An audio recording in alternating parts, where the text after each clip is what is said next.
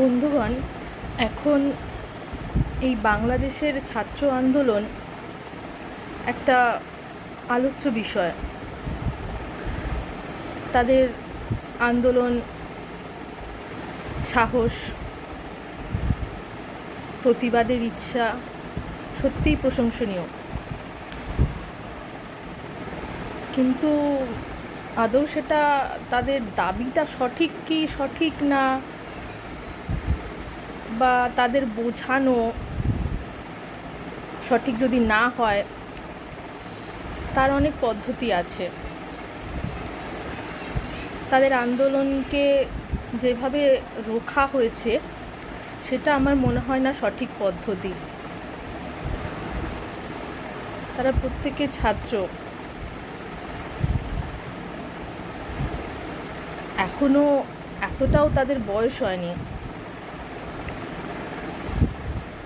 যে এত কিছু তারা বুঝে যাবে। যত বয়স হয়, অভিজ্ঞতা বাড়ে, তত মানুষের বোঝার ক্ষমতা বাড়ে।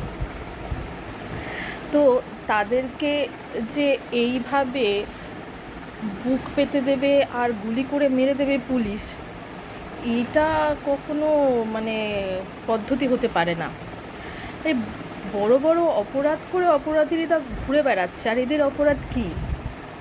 এরা কোনো একটা কিছু দাবি করছে, প্রতিবাদ করছে। সেই অপরাধের সাজা কি মৃত্যু হতে পারে? ধর্ষণ করে ঘুরে বেড়াচ্ছে, তাকে শাস্তি দিতে মানুষের কালঘাম ছুটে যাচ্ছে। কত বড় বড় চুরি করে ঘুরে বেড়াচ্ছে, অপরাধ করে ঘুরে বেড়াচ্ছে, তাদের কি শাস্তি হচ্ছে? আর এরা তো সামান্য প্রতিবাদ করছে। এদের শাস্তি মৃত্যু হতে পারে? কখনোই নয়। এটা আমি চরম বিরোধী এই পদ্ধতি।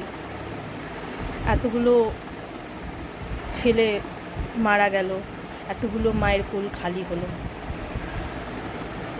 তো সেটা গেল একটা দিক। আর আমি ছাত্রদের উদ্দেশ্যে বলতে চাই যে অনেক কিছু অনেক গভীরে ভাবতে হয়। এই যে ওরা আন্দোলনটা করছে না, যে সংরক্ষণ পদ্ধতি উঠিয়ে দিতে হবে, আসলে কোনো কিছুই এইভাবে একবারে দুম করে চাইলেই হয়ে যায় না। কোনো কিছুই একবারে দুম করে বন্ধ হয়ে যায় না। আগে ইতিহাস জানতে হবে, বুঝতে হবে কেন এটা আনা হয়েছিল, কেন এই সংরক্ষণ পদ্ধতির প্রয়োজনীয়তা অনুভব করেছিলেন আমাদের পূর্বপুরুষরা। তারপর আস্তে আস্তে সেই প্রয়োজনীয়তা এখনও আছে কি না, থাকলেও কতটা, সেগুলোকে বিশ্লেষণ করতে হবে। ধুম করে বললেই আমাকে বন্ধ করে দাও বলেই কেউ ধুম করে বন্ধ করে দিতে পারে না। আগে দেখতে হবে যে কেন কেন আনা হয়েছিল, কি কি সংরক্ষণ আছে। যতদূর আমি দেখলাম, একটা বাংলাদেশের প্রতিবেদনে আমি দেখলাম, তাদের বোধহয় সম্ভবত মুক্তিযোদ্ধা সংরক্ষণও আছে। তো যারা মুক্তিযোদ্ধা ছিল তাদের সংরক্ষণ কিছু সময় সত্যি প্রয়োজন ছিল। আমি কিছু প্রতিবেদন পড়ে বুঝলাম, হ্যাঁ অবশ্যই তারা সেই যুদ্ধ করতে গিয়ে তাদের সংসারকে অত সময় দিতে পারেনি, তাদের সন্তানরা অবহেলিত হয়েছে। তো সেটা কত প্রজন্ম দেখতে হবে। তাদের বর্তমান যারা প্রজন্ম রয়েছে তাদের আর্থিক অবস্থা কেমন আছে, কারণ তাদের তো সম্মানের অভাব নেই, সম্মান তাদের আছে, কিন্তু তারা একটু আর্থিক দিক দিয়ে পিছিয়ে যেতে পারে। সেই কারণে তাদেরকে কিছুটা ব্যাকআপ দেওয়া, সংরক্ষণ তো তাদেরই করে, যেই সব মানুষেরা পিছিয়ে পড়েছে তাদেরকে সংরক্ষণ আমাদের দেওয়া হয়। তো এটা তো মুক্তিযোদ্ধাদের কথা গেল। আর সংরক্ষণ হয় যারা অনগ্রসর শ্রেণী, ব্যাকওয়ার্ড ক্লাস, বাংলাটা বোধহয় আমি ঠিকঠাক বলতে পারলাম না, অনগ্রসর শ্রেণী। তো আজকে তোমাদের মনে হতে পারে যে এটা অন্যায় হচ্ছে, কেন সে কম নম্বর পেয়েও সে ওটা পেয়ে যাবে, আমি পাবো না। আজকে এটা তোমাদের মনেই হতে পারে তোমরা বঞ্চিত হচ্ছ, সে আমার থেকে কম নম্বর পেয়ে যাচ্ছে, আমি এত পরিশ্রম করে বেশি নম্বর পেয়েও আমি পাচ্ছি না। কিন্তু তাদেরকে দিনের পর দিন বঞ্চিত করে রাখা হয়েছে, তাদের পূর্বপুরুষেরা দিনের পর দিন বঞ্চিত হয়েছে তোমাদের পূর্বপুরুষদের কাছে। তারা একচেটিয়া এইসব মেধা চর্চাগুলো না নিজেদের অধিকারের মধ্যেই রেখেছিল, তাদেরকে করতে দেয়নি, যার জন্য তারা দিনের পর দিন পিছিয়ে গেছে। সেই কারণেই এই সংরক্ষণ পদ্ধতি আনা হয়েছে, যে যাতে তারা আস্তে আস্তে এগিয়ে আসতে পারে। আর শুধুমাত্র তারা যে আর্থিক দিক থেকে পিছিয়ে এমনটা তো নয়, তারা তো সম্মানের দিক থেকেও পিছিয়ে, তারা তো সম্মানটুকুও পায় না। তো দেখতে হবে এখন তারা কতটা পিছিয়ে আছে, কোন শ্রেণী এখনও কতটা পিছিয়ে আছে, তাদের আর্থিক অবস্থা কেমন, এসব অনেক কিছু বিচার করতে হয়। আর এই যে মেধার কথা বলা না, মেধাটা যে আসছে জিনগতভাবে পূর্বপুরুষ থেকে, তো সেটাও বিচার করতে হবে যে কটা প্রজন্ম, তাদের আর্থিক অবস্থা কেমন, তারা কত দূর পড়াশোনা করেছে, তাদের বার্ষিক ইনকাম এখন কেমন, বা তাদের বাবা মা যারা ম্যারেজ করেছে তারা দুজনই কি ব্যাকওয়ার্ড ক্লাসের, নাকি একজন ব্যাকওয়ার্ড ক্লাসের আর একজন জেনারেল, সেগুলো দেখতে হবে। কারণ সেক্ষেত্রেও মেধাটা মিক্সড হচ্ছে, জিনটাও মিক্সড হচ্ছে, তার সন্তানের মেধাটাও মিক্সড মেধা আসছে, মানে কিছুটা উন্নত হচ্ছে। মানে দুজন ব্যাকওয়ার্ড ক্লাসের ম্যারেজের যে সন্তান আসবে তার যা মেধা হবে, আর একজন ব্যাকওয়ার্ড ক্লাস আর একজন জেনারেল ক্লাসের যদি মেধার সংমিশ্রণ হয়, অবভিয়াসলি তার মেধা তার থেকে বেশি হবে। তো এইভাবে আস্তে আস্তে বিচার করতে হবে, সংরক্ষণও আস্তে আস্তে সেইভাবে কমিয়ে আনতে হবে যে কাকে কত পার্সেন্ট সংরক্ষণ দেওয়া যেতে পারে। ধুম করে বন্ধ করে দেওয়া যায় না, একটা যেটা চলছে সেটা ধুম করে বন্ধ করা যায় না, এটা আস্তে আস্তে বোঝাতে হবে যে এখন আর প্রয়োজনীয়তা নেই। তো তার জন্যই আস্তে আস্তে এইভাবে সংরক্ষণ কমাতে হবে, আর খুব ভালোভাবে বিশ্লেষণ করতে হবে কেন প্রয়োজনীয়তাটা আমাদের সংরক্ষণের, আর কোন কোন পরিবারের সত্যি প্রয়োজন। এখন অনন্তকালের জন্য এই সংরক্ষণ প্রথা চলতে পারে না, তো আমরা বলতে পারি যে এটার মডিফিকেশান দরকার, সংরক্ষণ পদ্ধতিটার মডিফিকেশান দরকার, প্রয়োজনে আস্তে আস্তে কমিয়ে আনা উচিত। আমি তো মনে করি যেমন যদি উভয় ব্যাকওয়ার্ড ক্লাসের ম্যারেজের সন্তান হয়, যে তাদের পরিবারে কখনো কোনো জেনারেলের সংমিশ্রণ হয়নি, তাহলে সে হচ্ছে ফুল ব্যাকওয়ার্ড ক্লাসের, তো তাকে সংরক্ষণের শতাংশ বেশি দিতে হবে, তাকে প্রায়োরিটি বেশি দিতে হবে। যার আংশিক সংমিশ্রণ হয়েছে তাকে অল্প দিতে হবে। তারপর কটা প্রজন্ম তারা পাচ্ছে, তাদের পারিবারিক আয় কত হচ্ছে, কারণ পারিবারিক আয়ের সাথেও এটা আস্তে আস্তে যাদের পারিবারিক আয় বেশি হচ্ছে তারা তাদের সন্তানকে অনেক রকম সুযোগ সুবিধা দিয়ে মানুষ করতে পারে, তো সেই ক্ষেত্রেও তারা কিছুটা এগিয়ে যেতে পারে, তাদের অনেক হেল্প হয়। তো সেই সব দেখেও সংরক্ষণের পরিমাণ কমিয়ে আনা যেতে পারে।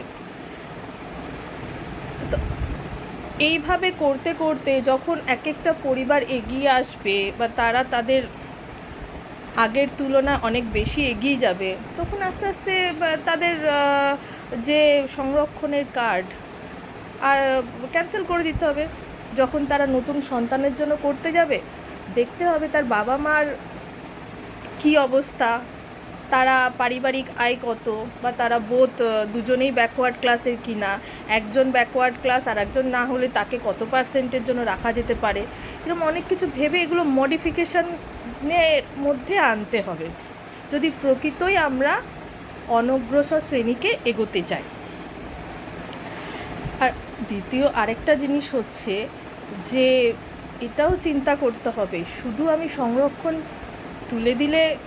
তুলে দিতে চাই বলে যে তোমরা আন্দোলন করছো সেটা করলেই হবে না, সাথে সাথে এটাও প্রয়োজন। এই যে সংরক্ষণের প্রয়োজনীয়তাটা এসেছে, যে অনগ্রসর শ্রেণীকে আমরা চিনতে পাচ্ছি কি করে? তাদের পদবি দেখে। তো এই পদবির জন্য অনেক মানুষকে আজকের দিনে অনেক অপমানিত হতে হয়। অনেকে তার প্রেমিক কিংবা প্রেমিকাকে বিবাহ করতে পারে না, কিংবা যদি করতেও পারে যোগ্য সম্মান কোনো দিন পায় না। তাদের পরিবার থেকে তাদেরকে একঘরে করে রাখে আজকের দিন পর্যন্তও। সেটা কি তাদের প্রাপ্য? বলুন তো। তোমরা তো ছোট, তোমরা আন্দোলন করছো, তোমরা সত্যি ঠিক আছে, তোমরা জাস্টিস চাইছো, কেন সে কম নাম্বার পাবে, তুমি কেন পাবে না? তাহলে সেইটা তুমি চিন্তা করছো, বা তাদের দুঃখের কথাটা চিন্তা করো। এমন পরিবারও আছে হয়তো যে তাদের মানে পারিবারিক আয় বেড়ে গেছে, ওদের আর্থিক অবস্থা মানে আর্থিক আর সংকট নেই, কিন্তু তাদের সম্মানটা তারা পায় না এখনো পর্যন্ত। তারা সেই যোগ্য সম্মানটা পায় না। কোথাও গিয়ে যখন তাদের পদবিটা শুনতে পায়, পদবির মধ্যেই তাদের চোখের ভঙ্গিমা বদলে যায়। সেটা কাটাতে পারবে? সেটা কাটানোর জন্য কি দরকার? সেটা কাটানোর জন্য এই পদবি পদ্ধতিটাই উঠিয়ে দেওয়া দরকার। আচ্ছা বলো তো, এই পদবির প্রয়োজনীয়তাটা কি? বেসিক্যালি তুমি স্কুলে বা কলেজে বা অফিসে কিভাবে পরিচিত হও? আমি ছাত্রদের উদ্দেশ্যে বলছি বলে মাঝে মাঝে তুমি বলে দিয়েছি, বা ওরা ছোট বলে, মানে বড়রাও যারা শুনবেন, মানে আপনারাই বলুন, সত্যি কি পদবীর প্রয়োজনীয়তাটা আছে, না মানুষের বিভেদ বজায় রাখার জন্য পদবীর প্রয়োজনীয়তাটা আছে? মানুষকে আলাদা করে রাখার জন্য আমরা স্কুল, কলেজ, অফিস, এমনকি সব জায়গায় আমরা নাম্বার দ্বারা পরিচিত হই।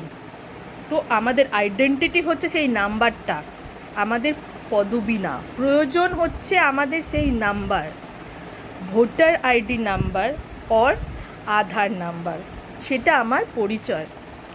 তো আমার নামের পাশে আমার পদবি কি থাকলো, সেটা কি প্রয়োজন আছে? প্রয়োজন হলে এটা বলতে পারি যে আমার নাম এটা, যেমন আমি সুশোভনা সরকার, আমার এই সরকারটার কি প্রয়োজন আছে? দরকার নেই। টোটাল যদি না হোক, আমি সুশোভনা, পাশে আমার আইডেন্টিটি নাম্বার থাকুক, সুশোভনা এই নাম্বার, এটাই আমার পরিচয়। আমি সরকার না পাল না ব্যানার্জি না চ্যাটার্জি না ভট্টাচার্যি, সেটা দিয়ে কি হবে? তো আন্দোলন যদি করতে হয়, বিভেদ যদি বন্ধ করতে হয়, তাহলে গোড়া থেকে বিভেদ বন্ধ করতে হবে। আন্দোলনটা সেইভাবে করতে হবে। তোমাদের সাহস আছে, আন্দোলন করছো, সত্যি প্রশংসনীয়, কিন্তু শুধু আন্দোলন করলে হবে না, এটা চিন্তা করতে হবে যে সত্যি এটার রূপ কী করে দেওয়া যায়, এই আন্দোলনটার সফলতা সত্যি কিভাবে আসবে। এই সব কিছু করলে না দেখবে সংরক্ষণের হয়তো আর প্রয়োজনীয়তাই পড়বে না। আগে সম্মান তো একটা বড় ব্যাপার, এই পদবি পদ্ধতিটা মানুষের সম্মান কেড়ে নেয়। আগে এইটা তুলে দেওয়ার জন্য আন্দোলন দরকার। এটা চলে গেলেই তো আর সংরক্ষণ কাদের মধ্যে করবে? অনেক কিছু ভেবে দেখার বিষয় আছে, এগুলো তোমাদের বোঝার বিষয় আছে, আমি এটাই বলতে চাই।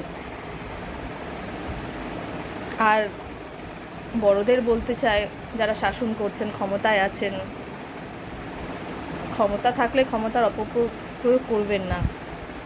মানুষকে অন্যভাবে বোঝান, কোথায় সমস্যা হচ্ছে অন্যভাবে নিয়ন্ত্রণ করার চেষ্টা করুন। জীবন নেওয়ার মতন অপরাধ কেউ করেনি। কোনো কিছু দাবি করা বা প্রতিবাদ করার শাস্তি কখনোই জীবন নেওয়া হতে পারে না। নমস্কার।